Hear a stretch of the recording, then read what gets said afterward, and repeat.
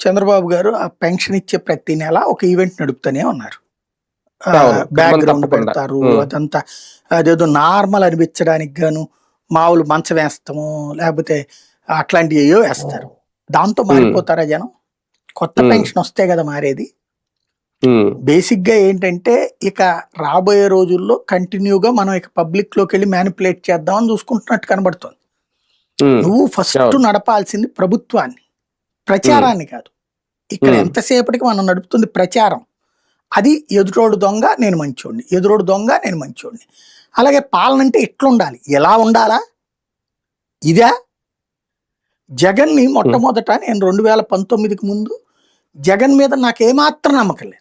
నేను ఫ్రాంక్‌గా చెప్తున్నా.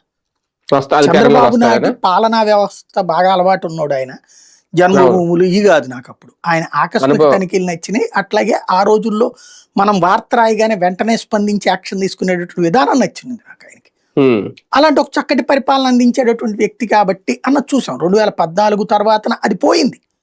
అవును. అయినా కూడా జగన్ అనేవాడికి పరిపాలనే తెలీదు గదా! అతనితో పోల్చుకుంటే బాబు బెటర్ గదా! అనుకున్నా నేను. పైగా అనుభవం ఉన్న వ్యక్తి. ఆ! హ్మ్. సీన్ హ్మ్. కట్ చేస్తే ఏమైంది 2019 తర్వాతన అసలు ఆ నవరత్నాలు అమలు కల్లో కూడా ఊహించలేదు నేను. హ్మ్.